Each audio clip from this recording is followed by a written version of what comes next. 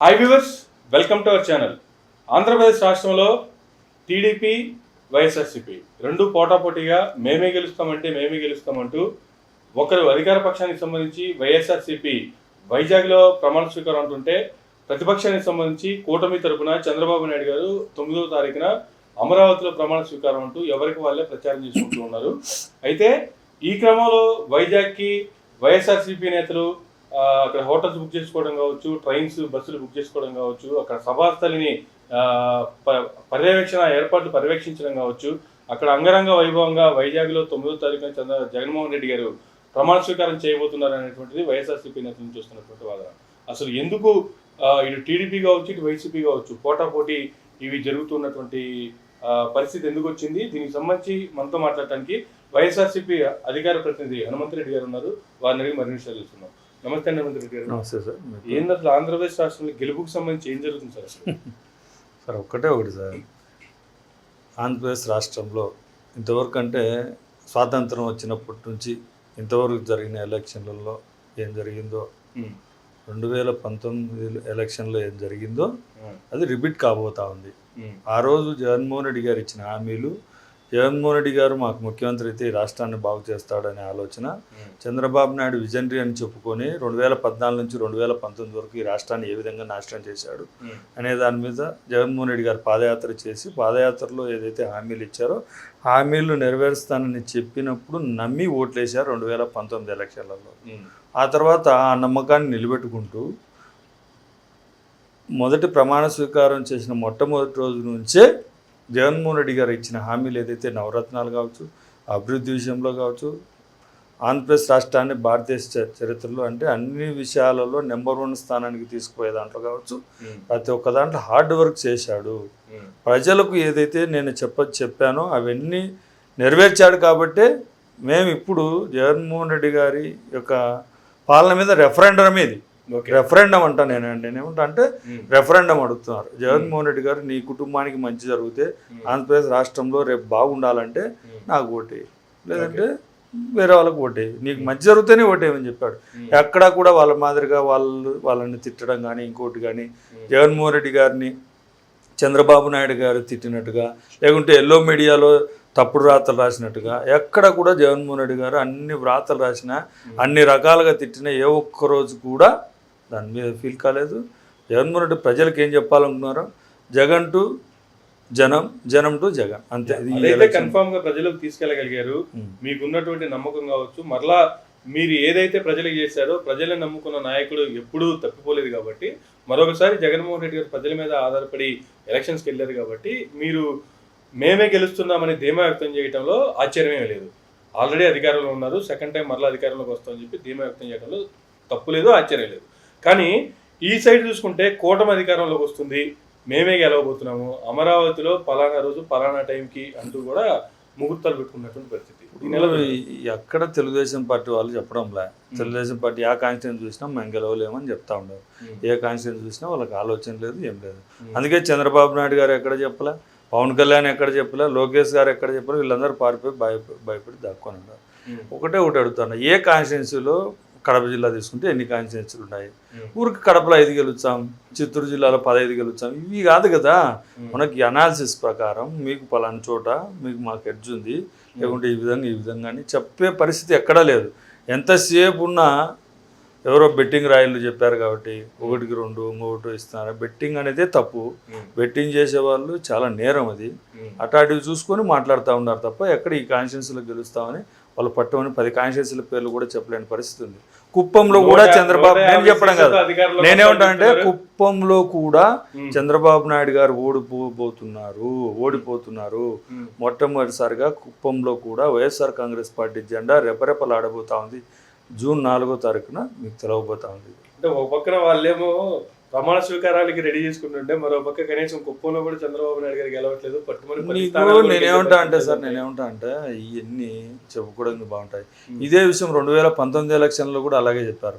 23 సీట్లకు పరిమితం అయినప్పుడు కూడా ఇదే విధంగా బెట్టింగ్ రాయలు 1కి 1.5 2 రూపాయలు ఇచ్చారు 2019 ఎలక్షన్లలో. మీరు ఆలోచన చేయాలి. ఇంకా వాళ్ళు ఏదో అప్పుడు కూడా ఏమన్నారు, మేము 150 సీట్లో గెలవబోతున్నామని చెప్పారు. మేము గెలిచాం అప్పుడు 150 సీట్లతో. చంద్రబాబు నాయుడు గారు ఏం చెప్పారు తెలుసా, ఎలక్షన్ అయిపోతా 150 సీట్లతో గెలవబోతున్నా అని చెప్పాడు. దానికి నేనేమంటాను సార్, మేము ప్రజలకు మంచి చేశాం, ప్రజలను నమ్ముకున్నాం, మేము ఇంకొకరిని నమ్ముకోలేదు. ఏదో వార్తా సంస్థలను లేకుంటే టీవీలను పేపర్లో నమ్ముకొని ఆంధ్రజ్యోతి రాధాకృష్ణను లేకుంటే రామోజీరావును వీళ్ళని నమ్ముకోలేదు. ప్రజల్ని నమ్ముకున్నాం కాబట్టి ప్రజలకు మంచి చేశామనే ఆలోచన మా దగ్గర ఉంది కాబట్టి ఓట్లు వేశారని మేము నమ్ముతా ఉన్నాం. వాళ్ళు ఏంది గతంలో కంటే 2% ఎక్కువ ఎలక్షన్ జరిగాయి అని అంటున్నారు. గతంలో కంటే 2% ఎలక్షన్ ఎక్కువ జరిగాయి. మా మీద పాజిటివ్ దృక్పథంతో మేము చేసిన మంచిని చూసి ఓటేశారని మేము చెప్తా ఉన్నాం. మా నేత జగన్మోహన్ రెడ్డి గారు ప్రజల దగ్గరికి వెళ్ళినప్పుడు నన్ను చూసి ఓటేయండి, జగన్మోహన్ రెడ్డి వద్దు కావాలా, జగన్మోహన్ రెడ్డి కావాలంటే ఫ్యాన్ గుర్తుకేయండి, వద్దనుకుంటే మీ ఇష్టం వచ్చిన పార్టీకి వేసుకోండి అని చెప్పారు తప్ప ఎక్కడా కూడా ఇంకొకరు కించపరిచి కానీ ఇంకొకటి కానీ మేము వస్తే ఏం చేస్తామో చెప్పాము, వాళ్ళు వస్తే ఏం చేస్తారో చెప్పాము. మొట్టమొదటిసారిగా ఏదైతే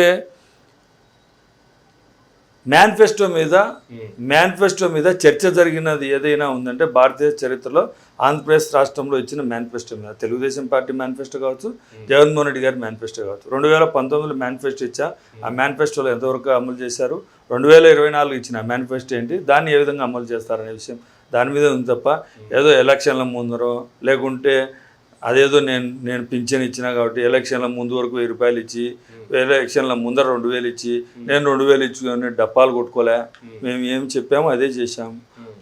ఏం చెప్పదలుచుకున్నాం అది సూటిగా స్పష్టంగా ప్రజలకు అర్థమయ్యే విధంగా చెప్పాము. అందుకే మాకు ఓట్లు వేశారు, అందుకే మేము గెలవబోతా ఉన్నాం. దీంట్లో ఎటువంటి ఆలోచన లేదు. వాళ్ళు ఏ విధంగా వచ్చినా జూన్ 4వ తారీఖున వాళ్ళు మాట్లాడే పరిస్థితి కూడా ఉండదు.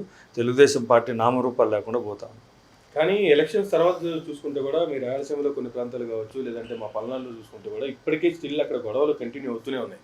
అంటే ఎందుకు ఓడిపోతున్నాం కాబట్టి ఉన్న 10 రోజులైనా వినియోగించుకోవాలనేటువంటి ఉద్దేశం అది కూడా కారణాలు. ఎప్పుడు కూడా ప్రతిపక్షంలో ఉండేవాడు గెలవబోతున్నాడంటే ఎక్కడ గొడవలు పెట్టుకోడు. ప్రతిపక్షంలో ఉండేవాడే గొడవలు పెడుతున్నాడు అని అంటే ఓడిపోతున్నారని వాళ్ళ లెక్కచారం అంతే.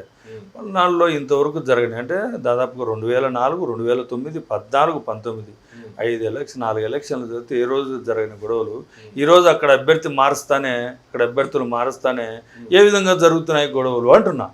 ఎందుకు జరుగుతున్నాయి అంటున్నా. ఎందుకు నేనేమంటానంటే మీకు ప్రజలు ఓట్లేస్తారు, ప్రజలు మీరు నమ్మారు. ఆ బూత్లో ఏదైతే ఆ ఈవీఎం పగిలిపోయిందో అక్కడ ఇద్దరం నీ దగ్గర నిజాయితీ ఉంది కదా, తెలుగుదేశం పార్టీ నీతి నిజాయితీ అని చెప్తా ఉంటుంది కదా. ఇక్కడ ఇద్దరం కలిసి అడుగుదాం, మీరు అడగండి నేను అడగండి, మీరు ఏ బూత్ అడుగుతారో అడగండి, మేము ఏ బూత్లో అడుగుతాం. రెండింటి మీద రెఫరెండం పెట్టండి, రెండింటి మీద మళ్ళీ రీఎలక్షన్ సరిపోతుంది కదా, రీపోలింగ్ జరిగితే సరిపోతుంది కదా. ఎందుకు రీపోలింగ్ తెలుగుదేశం పార్టీ కోరుకోలేదంటే అక్కడ మా ఏజెంట్లను కొట్టి రిగ్గింగ్ చేశారు కాబట్టి మా వాళ్ళు ఆ పని చేశారు అంతే. మీకు నిజాయితీగా ప్రజలు ఓట్లు వేశారని నమ్మితే, నీకు ప్రజాస్వామ్యం మీద ఏ మాత్రమైనా మంచి అభిప్రాయం ఉంటే, ప్రజాస్వామ్యంలో ప్రజలు ఓట్లేస్తేనే గెలవగలుగుతామనే ఆలోచన ఉంటే అక్కడ పెట్టండి, ఏమి తప్పే ఉంది. నువ్వు చేసే మంచి, నువ్వు ఈ రాష్ట్రానికి కావాలని విజన్ అని చెప్పుకున్నావు కదా, పెట్టు, ఏమి రీపోలింగ్ పెట్టు, ఆ బూత్లో పెడితే తెలుస్తుంది కదా. ఎందుకు పెట్టలేకపోతున్నావు, ఎందుకు ప్రజలతో ఓట్లు వేయలేకపోతున్నావు? అన్ని చోట్ల ఈవీఎంలు బద్దలైనప్పటికీ కూడా అన్ని చోట్ల డేటా భద్రంగానే ఉంది, ఈవీఎంలు మాత్రమే పగిలిపోయినాయి కాబట్టి రీపోలింగ్ పెట్టాల్సిన అవసరం లేదు. ఒక్క ప్రాంతంలో కూడా రీపోలింగ్ కి ఈసీకి కాల్ఫర్ చేయలేదు. అంటే ఈసీ కూడా వన్ సైడ్ గా వ్యవహరిస్తుంది అనుకోవాలా? అంతే కదా. కంప్లైంట్ అంతే కదా. మేము కంప్లైంట్ చేశాము, అక్కడ రీపోలింగ్ చేయాలన్నాము, వాళ్ళు అవసరం లేదు మాకు అది ఇది అని చెప్తున్నారు. అంటే వాళ్ళ ఇంటెన్షన్ ఏంటి, రీపోలింగ్ జరిగితే మాకు రాదు, అక్కడ వచ్చి అందరూ అధికారులు ఉంటారు అని ఆలోచన. పోలింగ్ కూడా మళ్ళా పోల్ అవ్వడానికి అవకాశం లేదనే భయమే కదా. భయం సార్, నేనేమంటా అంటే నేను నిజాయితీ పరుని సార్, నువ్వు ఎక్కడికి పిలిచినా వచ్చే నిజాయితీగా ఉంటాను, నాలో తప్పులేనప్పుడు ఏముంది చెప్తా అంటున్నా. రీపోలింగ్ కావాలంటే రీఎలక్షన్ జరుపు, తప్పేం లేదు కదా. అలా కాకుండా నేను ఇది మాత్రం స్పెసిఫిక్గా జరగనియనని అది ఒక రకంగా ఒక మనిషిని థ్రెటన్ చేసి ఇంకోటో మాట్లాడితే దానికి ప్రజలు సమాధానం చెప్పే రోజుల దగ్గరలో ఉన్నాయి. కానీ ముఖ్యంగా మాచర్ల నియోజకవర్గానికి సంబంధించి చూసుకుంటే పెన్నెల్లి గారు వెళ్ళి ఆవేశంగా ఈవీఎంను ధ్వంసం చేశారనేటువంటి వీడియో మాత్రమే బయటకు వచ్చింది. ఆ రోజు దానికి సంబంధించి ఒక ప్రెస్ మీట్ పెట్టారు ఎలక్షన్ కమిషన్ మేనా గారు. నెక్స్ట్ డే మళ్ళా ఇంకొక ప్రెస్ మీట్ పెట్టి ఆ వీడియో ఏ విధంగా బయటకు వచ్చిందో మాకు సంబంధం లేదనేటువంటి వ్యాఖ్యలు చేశారు. అదే సార్, నేనేమంటా అంటే తెలుగుదేశం పార్టీ ఓడిపోతుంది, ఏదో ఒక రకంగా ఇలా జరిగా అలా జరిగా ఈవీఎం మొదలుకొట్టారు, ఆడ తెలుగుదేశం పార్టీకి ఓట్లు వేశారని చెప్తా ఉన్నారు కదా, తెలుగుదేశం పార్టీకి ఏదో జరిగింది అంటున్నారు. నేనేమంటానంటే అక్కడే ఆ ఓటింగ్ను రీపోలింగ్ చేస్తే పిన్నెల్లి రామకృష్ణారెడ్డి గారికి అక్కడ ఉండే వాళ్ళు చెప్పారు, ఇక్కడ ఇంతవరకు జరగనీలే, మమ్మల్ని కొట్టి బయటికి పంపించారు, మా ఏజెంట్ లేకుండా ఇలా వాళ్ళు మాత్రం రిగ్గింగ్ చేసుకుంటారని చెప్పారు. అక్కడికి వెళ్ళారు, రిగ్గింగ్ చేసుకుంటే వాడిని అడ్డుకున్నాడు అని అంటే గతంలో ఏం జరిగిందో అదే జరిగింది తప్ప వేరే జరగలేదు కదా. గతంలో ఆ ఊర్లో రిగ్గింగ్ జరుగుతా అంటే మా వాళ్ళు ఏం చేస్తారు, నీళ్ళు ఎవరైనా సరే తెలుగుదేశం పార్టీ నీళ్ళు వచ్చన్నారు, అది ఈ విధంగా ఈవీఎం పాల్గొట్టారు, అది తప్పే, ఈవీఎంను పాల్గొట్టడం తప్పే. కానీ అది చేసిన ముందు జరిగిన సీన్ ఏంటి, ముందు ప్రజలు ఓట్లేసారా, నేనేమంటా అంటే మాకేం చూపించాల్సిన అవసరం లే, ఈసీ ఇప్పుడు ఏదైతే అది టీవీలో వచ్చిందో అంతకుముందు కూడా పోలింగ్ మీద ఆ బాక్సుల మీద ఎవరెవరు ఓట్లు వేసారనే విషయం తెలిస్తే పోతుంది కదా, ఈసీ కూడా నిజాయితీగా ఉంటే సరిపోతుంది కదా, ఎందుకు ఇవ్వట్లేదు అంటున్నా. ఆడ ఒక్క చోట్ల కాదు, ఏడు చోట్ల ఈవీఎంలో ధ్వంసమైనాయి. నాకు తెలిసి ఇంతవరకు రీపోలింగ్ కాల్ఫరే చేయలే, వాళ్ళకు ఉద్దేశం ఉందనే కదా నేను అడుగుతా ఉండేది, ఆ ఉద్దేశంతోనే వాళ్ళు చేశారని చెప్తా ఉన్నా. ఓకే, కానీ ఈ అంశాలన్నీ పక్కదారి పట్టించడానికి నిన్న బుద్ధ వెంకన్నతో ఒక ప్రెస్ మీట్ ఒకటి పెట్టించారు విజయవాడ దగ్గరగా, లోకేష్ని అధ్యక్షుని చేయాలంటూ. అంటే ఇది ఒక కొత్త డ్రామా అంటారా టీడీపీలో? సార్ నేనేమంటా అంటే చంద్రబాబు నాయుడు ఓడిపోతా ఉన్నాడు, ఎలాగో రాజీనామా చేస్తాడు, దానికి మళ్ళీ జూనియర్ ఎన్టీఆర్ వచ్చి అడ్డుకుంటాడేమో అని చెప్పి ఈ విధంగా చేస్తూ ఉన్నాడు. నాకు తెలిసి ఏదైనా అడ్డుకుంటాడేమో అనే భయంతో ముందు జాగ్రత్తగా వాళ్ళు ఈ విధంగా ముందే వాళ్ళ మనుషులతో చెప్పిస్తూ ఉన్నారు, రేపు కాబోయే పార్టీ అధ్యక్షుడు లోకేష్ అని. ఇంతవరకే రావచ్చు కదా, ఇంకా ఎలక్షన్ల ముందరే అధ్యక్షుని చేయొచ్చు కదా. ఆ పాపం ఆయన ఎవరో ఉన్నాడు కదా, ఏం పేరు అచ్చెన్నాయుడు గారు, అచ్చెన్నాయుడు గారు తీసేసి లోకేష్ని పెడితే సరిపోతుంది కదా. దానికి ఇంత డ్రామా అవసరం, మళ్ళీ ఈ డ్రామా వాళ్ళ పార్టీ దాని గురించి మళ్ళీ పేపర్లో చెప్పడము, ఇదంతా పప్పును హైప్ చేయడం, ఇది అవసరం అంటావా అంటున్నా. ఎన్నికల అనంతరం బుద్ధ వెంకన్న చేసినటువంటి కామెంట్స్ కావచ్చు, ఎన్నికలకు ముందు కొద్ది రోజుల ముందు పి గన్నవరంలో టికెట్ ఇచ్చి మళ్ళీ టికెట్ వెనక్కి తీసుకున్నటువంటి అక్కడ క్యాండిడేట్ మహాసేన్ రాజేష్ ఆయన చేసినటువంటి కామెంట్స్ కావచ్చు, వీటి వెనక లోకేష్ హస్తం ఉంది, అందుకే టీడీపీ నుంచి ఎవరు వీళ్ళని ఖండించట్లేదు అనేటువంటి ఒక వాదన. నేను ఏమంటా అంటే సార్, అసలు తెలుగుదేశం పార్టీ గురించి మాట్లాడుకోవడం వేస్ట్, నీ టైం వేస్ట్, నా టైం వేస్ట్. వాళ్ళు ఏం చేశారో చెప్పే పరిస్థితి కూడా, తెలుగుదేశం పార్టీ 14 సంవత్సరాలు ఈ రాష్ట్రాన్ని పరిపాలించి చంద్రబాబు నాయుడు గారు విజనరీ అని చెప్పుకునే సంస్థలు కానీ మీడియాలు కానీ ఈ రాష్ట్రానికి పలాని పని చేశాడు, ఇది చేస్తే ఈ రాష్ట్రం బాగుపడింది, లేకుంటే పలాని కుటుంబాలు బాగున్నాయి, లేకుంటే కొత్తగా ఈ పథకం తీసుకొచ్చాను, 108 తీసుకొచ్చాను, 104 తీసుకొచ్చాను, లేకుంటే ప్రజలకు జరిగిన ఆరోగ్యశ్రీ కార్యక్రమాన్ని నేను తీసుకొచ్చాను, ఎక్కడైనా చెప్పుకునే పరిస్థితి ఉందా అంటున్నా. ప్రజలకు మంచి చేసిన చరిత్ర ఉందా అంటున్నా. నేను అడిగేది ఏంటంటే అలా సర్వనాశనం అయిపోయినటువంటి రాష్ట్రం బాగుపడాలంటే మళ్ళా దార్శనికుడు అనుభవం ఉన్నటువంటి అనుభవశాలి చంద్రబాబు నాయుడు వస్తేనే రాష్ట్రం. సర్వనాశనం అంటున్నారు, ఏంటి సర్వనాశనం? ఊరు గ్రామ సచివాలయాలు తీసుకురావడం సర్వనాశనమా, లేకుంటే రైతు భరోసా కేంద్రాలు తీసుకురావడం, అదే గ్రామీణ హెల్త్ సెంటర్ ద్వారా డాక్టర్లను అపాయింట్ చేసి ఫ్యామిలీ డాక్టర్ కాన్సెప్ట్ తీసుకొచ్చి ప్రజలకు గ్రామీణ వైద్యాన్ని ప్రజలకు ఇంటి దగ్గరికి ఫ్యామిలీ డాక్టర్ కాన్సెప్ట్ తీసుకురావడం సర్వనాశనమా, లేకుంటే స్కూళ్ళను అభివృద్ధి చేసి స్వాతంత్రం వచ్చినప్పటి నుంచి అప్పుడెప్పుడో కట్టించిన స్కూళ్ళను అభివృద్ధి చేసి డిజిటల్ బోర్డులు పెట్టి ప్రతి ఒక్కరికి ఇంగ్లీష్ మీడియం విద్యను అందించడం సర్వనాశనం అంటారా? రాష్ట్రానికి 17 మెడికల్ కాలేజీలు తీసుకొచ్చింది సర్వనాశనం అంటారా? ఏంటి అంటున్న అభివృద్ధి చేయడంలో ఈ రాష్ట్రానికి తీసుకొచ్చి సుదీర్ఘమైన తీర ప్రాంతాన్ని ఉపయోగించుకొని 7 పోర్ట్లు, 4 షిప్పింగ్ హార్బర్లు, 10 షిప్పింగ్ హార్బర్లు కట్టడం తప్పంటారా? లేకుంటే వైజాగ్ అంతర్జాతీయ విమానాశ్రయాన్ని తీసుకురావడం తప్పంటారా? ఏమి లేని చోట ఆ భూములు తీసుకొని కడపకు స్టీల్ ప్లాంట్ వచ్చింది, కడపలో ప్లైవుడ్ ఫ్యాక్టరీ వచ్చింది, వచ్చినప్పటి నుంచి అక్కడే చేశారు, మళ్ళీ ఎలక్ట్రానిక్ పరిశ్రమలు వస్తుండే అక్కడ హబ్బు చేశారు. ఇవన్నీ తీసుకొచ్చింది జగన్మోహన్ రెడ్డి గారు కదా అంటున్నాను. నేనేమంటానంటే పోలవరాన్ని పూర్తి చేసే దశకు తీసుకొచ్చారు. ఉత్తరాంధ్రలో ఏదైతే అక్కడ మెడికల్ వాళ్ళకు సంబంధించిన కిడ్నీ బాధితులకు సంబంధించి కిడ్నీ రీసెర్చ్ సెంటరు ప్లస్ 500 పడకల ఆసుపత్రి కట్టించి ఇవన్నీ చేసింది జగన్మోహన్ రెడ్డి గారు కదా అంటున్నా. ఇవన్నీ చేసి శాశ్వత కిడ్నీ సమస్యకు వాళ్ళకు నీటి సమస్య కూడా ఆ నీళ్ళల్లోనే ఇబ్బంది ఉంది అని చెప్పి ఆ నీళ్లు తాగితే కిడ్నీల సమస్యలు వస్తున్నాయని చెప్పి శాశ్వత నీటి పరిశ్రమ ఎక్కడి నుంచో ఎత్తిపోతల పథకం ద్వారా నీళ్లు తీసుకొని వచ్చి అక్కడ తీసుకొచ్చి అక్కడ సురక్షితమైన మంచినీరు ఇవ్వడం ఈ రాష్ట్రాన్ని నాశనం చేయడం అంటారా? ఏంటి నాశనం అంటే అంటున్నా. రీసర్వేను మన భారతదేశంలో ఏ రాష్ట్రం ఇవన్నీ చేయండి మీ పార్టీ కావచ్చు, మీ అధ్యక్షుడు కావచ్చు డెవలప్ చేశారు, బానే ఉంది. కానీ ఎంత చేసినా కూడా రాష్ట్రం అప్పులు పాలైపోయింది, రాష్ట్రం నాశనం అయిపోయింది. ఇవే కామెంట్ కదా వాళ్ళు చేస్తున్నారు. అప్పులు అంటారు. అప్పులు జగన్మోహన్ రెడ్డి నేనేమంటా చంద్రబాబు రావాలి. నేనేమంటా అంటే సార్, అప్పులు అంటారు, ఊరికే చెప్పడమే తప్ప ఎక్కడ నిరూపించే పరిస్థితి లేదు. గాలివాటం గాలి మాటలు. మొట్టమొదటి నుంచి కూడా జగన్మోహన్ రెడ్డి గారు ముఖ్యమంత్రి అయినప్పటి నుంచి కూడా వాళ్ళకు జగన్మోహన్ రెడ్డి గారి మీద మా కులమోడు కాదు, మా వాడు కాదు కాబట్టి, మాకు సంబంధించిన వాడు కాదు కాబట్టి విషయం చెప్పడం. ప్రతిపక్షంలో ఉన్నా సరే వాళ్ళ కులంలోనే ఉండాలా? నేనేమంటా అంటే జగన్మోహన్ రెడ్డి గారు ముఖ్యమంత్రి అయిన తర్వాత వాళ్ళ ఆలోచన పరిధి ఎలా మారిందంటే, ఏమన్నా చెప్పు, మీరు జగన్మోహన్ రెడ్డి చెడ్డోడు అన్నాను, ఏ విధంగా చెడ్డోడు అంటే చెప్పరు. వివరణాత్మకంగా నేను వివరణాత్మకంగా నేను ఏ విధంగా, నీకేం మోసం చేశాడు, నీకేమన్యాయం చేశాడు, దొంగ నాకు అట్ట ఇట్ట అని మాట్లాడడం తప్ప, ఇంకా ఏదన్నా అంటే కొట్టేంత మాటలు మాట్లాడడం, లేకుంటే కలవడం, ఇవి తప్ప జగన్మోహన్ రెడ్డి గారు ఇది చేయలేదు, ఇది హామీ ఇచ్చారు, ఇది చేయలేదు, ఇది ఒక్కటి చూపించమని చెప్తా ఉన్నాం. కానీ ఇంత నాశనం అయిపోయింది, ఇంత భ్రష్టు పట్టించారు, రాష్ట్రం పాడైపోయిందని కామెంట్లు చేసినటువంటి అదే చంద్రబాబు గారు, అవే జగన్మోహన్ రెడ్డి గారు ఏదైతే చేశారో దాన్ని కంటిన్యూ చేస్తా, ఆయన ఒకరికి ఇచ్చారు నేను ముగ్గురికి ఇస్తా, ఆయన కొద్దిగా ఇచ్చారు నేను ఎక్కువ ఇస్తా, ఇవే తెలుసు. నేనేమంటా అంటే దార్శనికుడు అంటే ఏంటి, టార్చ్ బేరర్ అంటే ఏంటి, ఎవరు చేయని పని చేయడం టార్చ్ బేరర్, లేకుంటే దార్శనికుడు, లేకుంటే విజయంటే అని చెప్పుకుంటా ఉన్నారు. అమ్మఒడి పథకాన్ని తీసుకురాకుండా ఎందుకు నువ్వు ఆలోచన చేసావు? పిల్లప్పుడే 5వ తరగతి 6వ తరగతి 7వ తరగతిలోనే చాలా మంది పేద పిల్లలు స్కూల్ మానేసి పనులకు పోయేదానికో, లేకుంటే వాళ్ళ కుటుంబం గడవడానికి వేరే పనులకు వెళ్తూ ఉన్నారు.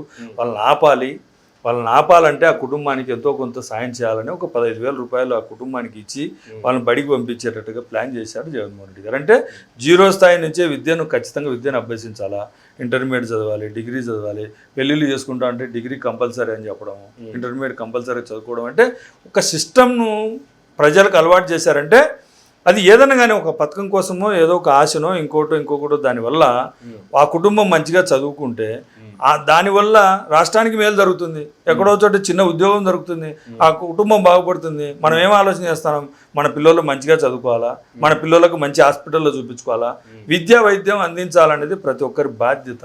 ప్రతి ఒక్క ఇంట్లో కూడా ఏం ఆలోచన చేస్తుంటారు, నా పిల్లలు బాగా చదవాలి, మంచి ఇంగ్లీష్ మీడియంలో చదవాలి, లేకుంటే అందరితో అంతర్జాతీయ స్థాయిలో పోటీ పడాలని ఆలోచన. జగన్మోహన్ రెడ్డి గారు ఈ రాష్ట్రానికి తండ్రి స్థానంలో ఉన్నాడు కాబట్టి అవన్నీ చేశాడు కాబట్టి అందుకే నీకు మంచి జరిగితేనే ఓటేమని అడుగుతా ఉన్నాం. చంద్రబాబు నాయుడు గారికి ఎందుకు ఓటేయాలా అంటున్నాం. జగన్మోహన్ రెడ్డి గారు ఇచ్చే పథకాలను, జగన్మోహన్ రెడ్డి గారు ఇచ్చే సంక్షేమాన్ని ఇంతకంటే 10 20 ఇంతలో చేస్తానంటే దానికి నువ్వెందుకు అంటున్నాం. సో ఇప్పుడు ఇవన్నీ చేసాం కాబట్టి మరలా మేము అధికారంలోకి వస్తాం అనేటువంటి ధీమాయన వెరీ కాన్ఫిడెంట్గా మా రాష్ట్ర మా ముఖ్యమంత్రి వర్యులు గతంలో చెప్పిన విధంగా, ఇప్పుడు చెప్పిన విధంగా ప్రతి కాన్స్టిట్యున్సీలో 85 నుంచి 86 87% సాటిస్ఫై ఫ్యాక్టర్. అంటే ప్రజలకు మంచి చేశాం. మేము ప్రజల దగ్గరికి వెళ్ళాము, ఎలక్షన్లో వెళ్ళినప్పుడు మమ్మల్ని ప్రజలు జగన్మోహన్ రెడ్డి గారికి తప్ప వేరే వారికి మాకు మంచి చేశాడు పోయా, మాకు ఎంతో చేశాడంటే జగన్మోహన్ రెడ్డి చేశారు, ఆయనకు తప్ప వేరే వాళ్ళకి ఎందుకు ఓటు ఇస్తామయ్యా అని చెప్పిన వాళ్ళే తప్ప చెప్పిన వాళ్ళు ఎవరు లేరు. నేను స్టార్టింగ్లో చెప్పినట్టు నాకు ఒక పోస్టర్ అయితే ఒకటి వచ్చింది, హనుమంత్ రెడ్డి గారు, జగనన్న ప్రమాణ స్వీకారానికి ముహూర్తం ఫిక్స్, జూన్ 4న ఏపీ ఎన్నికల ఫలితాలు, వైఎస్ఆర్సీపీ భారీ విజయం ఖాయం, జూన్ 9న వైజాగ్ వేదికగా ప్రమాణ స్వీకార మహోత్సవం, ఆ రోజు ఉదయం 9:38 ముహూర్తం, సంబరాలకు సిద్ధమవ్వండి. ఇది వైఎస్ఆర్సీపీ రిలీజ్ చేసిందేనా లేదంటే సోషల్ మీడియాలో మా వాళ్ళు నేను కూడా చెప్తాను కదా, ఖచ్చితంగా 4వ తారీఖుకి అవ్వబోతున్నాం అనేది. కానీ ఇంకో కొద్దిగా వాళ్ళు ఎవరన్నా మాకు సంబంధించిన వైఎస్ఆర్సీపీ వాళ్ళు ఏదైనా ఇంకా అప్డేట్గా చేయాలని. స్టార్టింగ్ లో నేను చెప్పినట్టుగా వైజాగ్ లో వెళ్ళడానికి కావచ్చు, బస్సులు, ట్రైన్లు, అక్కడ హోటల్స్ అన్ని బుక్ చేసుకుంటున్నారు అనేటువంటి కామెంట్స్ కూడా వైజాగ్ ఖచ్చితంగా చేసుకుంటారు సార్. మా అభిమాన నేత ప్రజలకు మంచి చేశాడు, మేము జగన్మోహన్ రెడ్డి గారి మనసులో అని చెప్పుకున్న దాంట్లో గర్వంగా ఫీల్ అవుతా ఉన్నాం. ఖచ్చితంగా వెళ్తాం. ఆంధ్రప్రదేశ్ రాష్ట్ర వ్యాప్తంగా సంబరాలకు సిద్ధమవుతారు కంపల్సరిగా. మేము ప్రజలకు మంచి చేశాం కాబట్టి ఓటేయమని అడిగాము, అందుకే వాళ్ళు ఓటేశారు కాబట్టి మేము విజయానికి దగ్గరలో ఉన్నాం. జూన్ 4వ తారీఖున ఓట్ల లెక్కింపులో తెలబోతా ఉంది. దేశం నలుమూలల నుంచి దేశం అంతా జగన్మోహన్ రెడ్డి గారి సైడు జూన్ 4వ తారీఖున చూడబోతా ఉంది. ఇదే కదా, ఇంతకంటే ఏం ఆలోచన చేయాలి. ఖచ్చితంగా సంబరాలకు సిద్ధమవుతాం. మా అభిమాన నేత జగన్మోహన్ రెడ్డి ప్రజలకు అంతా మంచి చేశాడు, మావాడని చెప్పుకునేవాడు ముఖ్యమంత్రి అయితే ఉంటే రెండవసారి ముఖ్యమంత్రి అయితే రెఫరెండంలో జగన్మోహన్ రెడ్డి గారు ప్రజలు ఓట్లేసి గెలిపిస్తూ ఉన్నారు. కానీ ఖచ్చితంగా ఫిక్స్ అవుతాం కదా, ఎందుకు ఆలోచన చేస్తున్నారు? ఖచ్చితంగా ఫ్లైట్లో బుక్ చేసుకుంటారు, ట్రైన్లో బుక్ చేసుకుంటారు, వెహికల్స్ పోయాలి, వెహికల్స్లో పోతారు, ఖచ్చితంగా పోతారు. 100% ఆనందమైన ప్లానింగ్ లో ఉన్నారు ఉంటారు సార్. ఇప్పుడు నేను బాగా రాశాను సార్ ఎగ్జామ్, నేను పాస్ అవుతా అనుకుంటా తప్ప ఇప్పుడు ఎందుకు మీరు ఎందుకు పాస్ అవుతాను ఇంటికి నేను ఎంత బాగా రాశాను, నేను 75% రాశానా లేకుంటే అది అంటారు కదా ఫస్ట్ క్లాసా లేకుంటే స్టేట్ ఫస్టా 100% అనేది నాకు తెలుస్తూ ఉంది. నేను రాసిన నాకు ఇచ్చిన క్వశ్చన్లు ఏంటి, నేను ఆన్సర్లు రాసింది ఏంటి, నేను ప్రజలకు ఏం చేశాను, వాళ్ళు ఎందుకు సాటిస్ఫై అయినారు, వాళ్ళు ఎందుకు నాకు ఓటేయరు, దీని మీదనే ఇప్పుడు 2024 ఎలక్షన్ జగన్మోహన్ రెడ్డి కావాలనుకునే వాళ్ళు పేదలైతే జగన్మోహన్ రెడ్డి అనుకునే వాళ్ళు పెత్తందారులకు పేదలకు మధ్య జరిగిన యుద్ధంలో పేదలే గెలుస్తూ ఉన్నారు. జగన్మోహన్ రెడ్డి గారిని మళ్ళీ సీఎం చేసుకుంటా ఉన్నారు. ఈ రాష్ట్రంలోని ప్రతి ఒక్కరు కూడా జగన్మోహన్ రెడ్డి గారు సీఎంగా ఉంటేనే బాగుంటుందని అదే నేను చెప్పాను, ఫస్ట్లోనే చెప్పాను. జగన్మోహన్ రెడ్డి గారు ఇచ్చిన మేనిఫెస్టో, చంద్రబాబు నాయుడు గారు ఇచ్చిన మేనిఫెస్టో, ఈ మేనిఫెస్టోలు ఫిట్ చేసుకొని చేస్తారు ఓటు, అంతే తప్ప వేరే ఆలోచన లేదు. ఫైనల్గా ఒక క్వశ్చన్ సార్, ఎలక్షన్స్ కి బిఫోర్ సిద్ధం సభలతో నా రాష్ట్రం నలుమూల 4 దిక్కుల 4 ప్రాంతాల్లో 4 భారీ బహిరంగ సభలు సిద్ధంతో నిర్వహించారు. అవి ఏ విధంగా నిర్వహించారు, దాన్ని ఏ విధంగా సక్సెస్ చేశారు చూసాము. ఇప్పుడు మీరు మేమే గెలుస్తాము అనేటువంటి ధీమా వ్యక్తం చేస్తున్నారు. 4వ తారీఖున జన సునామీ చూడబోతున్నారు. జగన్మోహన్ రెడ్డి గారు మరొకసారి గెలుపు ఖాయం అనేటువంటిది చాలా ధీమాగా వ్యక్తపరుస్తున్నారు. 9వ తారీఖు వైజాగ్ వేదికగా ప్రమాణ స్వీకారం అంటున్నారు. ఈ ప్రమాణ స్వీకారానికి ఏర్పాట్లు ఏ విధంగా ఉండబోతున్నాయి, ప్రమాణ స్వీకారం ఏ యాంగిల్లో ఉండబోతుందంటే ఏం చెప్తారు సార్? జూన్ 4 తర్వాత మాట్లాడతాం. ఎందుకంటే ఆ ప్రమాణ స్వీకారం మేము సిద్ధం సభలు 2 రోజులు 3 రోజుల ముందర చెప్పినా ఏ విధంగా ప్రజలు వచ్చారనేది తెలుస్తుంది. జూన్ 4వ తారీఖున అన్ని రకాలుగా ఎస్టాబ్లిష్ అయ్యారు. మా కార్యకర్తలు కానీ మా వాళ్ళు కానీ ఖచ్చితంగా జగన్మోహన్ రెడ్డి గారిని ఆ స్థానంలో చూడాలని ప్రతి ఒక్కరు వీలుడుతూ ఉన్నారు. రెండవసారి అక్కడ కూర్చోబెట్టాలనే ఆలోచన ప్రతి ఒక్కరు కూడా వైఎస్ఆర్ కాంగ్రెస్ పార్టీ కార్యకర్తలు, నాయకులు, వైఎస్ఆర్ కాంగ్రెస్ పార్టీ విజయం కోసం, ఎమ్మెల్యేలు, ఎంపీల విజయం కోసం పనిచేసిన ప్రతి ఒక్కరికి కృతజ్ఞతలు చెప్తా ఉన్నాం. ఖచ్చితంగా ప్రతి ఒక్కరు కూడా వార్ వన్ సైడ్ అయ్యే విధంగా ఆ విధంగా ప్రతి ఒక్క కార్యకర్త, ప్రజలు అందరు కష్టపడ్డారు. అందరికి కూడా కృతజ్ఞతలు చెప్పే రోజు జూన్ 4వ తారీఖున రాబోతా ఉంది. ఖచ్చితంగా దానికి జగన్మోహన్ రెడ్డి గారు పట్టాభిషేకం కూడా ఆ రోజు జరగబోతా ఉంది. కాబట్టి ఖచ్చితంగా అందరు సిద్ధమవుతారు. దాంట్లో ఆ ఏర్పాట్లు కూడా చాలా మెమొరబుల్గా ఉంటాయి. వైజాగ్ను ఎలక్షన్ల ముందరే వీళ్ళందరూ చెప్తా ఉంటారు 3 రాజధానులు ఏదైతే అంటారో 3 రాజధానులకు కట్టుబడి ఉండాలని చెప్పిన ఏకైక మగాడు జగన్మోహన్ రెడ్డి.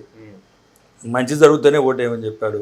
వచ్చే 5 ఏళ్ళు ఈ రాష్ట్రానికి మంచి జరగాలనుకుంటే నాకు ఓటేయండి అని చెప్పిన మన రాష్ట్ర భవిష్యత్తు కోసం ఓటేయమని చెప్పిన ఏకైక మగాడు ఈ భారతదేశంలో ఒక్క జగన్మోహన్ రెడ్డి గారు తప్ప వేరే వాళ్ళు లేరని మీ ద్వారా తెలియజేస్తున్నాను. నరేంద్ర మోడీ గారు కూడా చెప్పలేకపోయారు.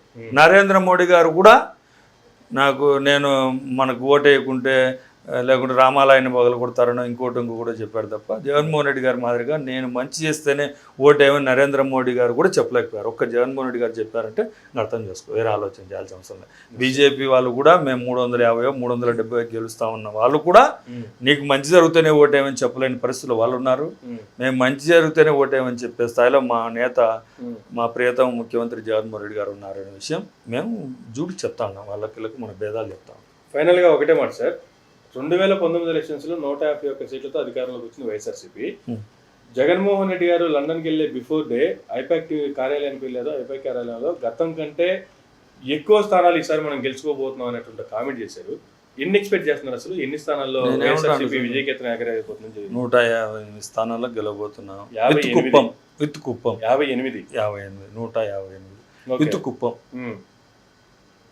కుప్పం పిఠాపురం వదిలేస్తున్నారా? వదిలేలే, ఆ స్థానంలో 158 అది కూడా ఉంటుంది, లేకుండా పోతుంది. ఓకే, అంతే కదా. 158 స్థానాల్లో జగన్మోహన్ రెడ్డి గారు విజయం సాధించబోతున్నారు. వైఎస్ఆర్ కాంగ్రెస్ పార్టీ కార్యకర్తలు, నాయకులు అందరికీ కూడా కృతజ్ఞతలు చెప్పే రోజు జూన్ 4వ తారీఖున జగన్మోహన్ రెడ్డి గారు చెప్తారు. దాంట్లో ఎటువంటి ఆలోచన చేయాల్సిన అవసరం లేదు. ఖచ్చితంగా ఈ విక్టరీని సువర్ణాక్షరాలతో లిఖించదగ్గ రోజు జూన్ 4వ తారీఖున రాబోతాం. Thank you sir, thank you very much అండి. ఇదండి నాటి ఇంటర్వ్యూ. మరొక ఇంటర్వ్యూ మళ్ళీ కలుద్దాం. చూస్తున్నానండి.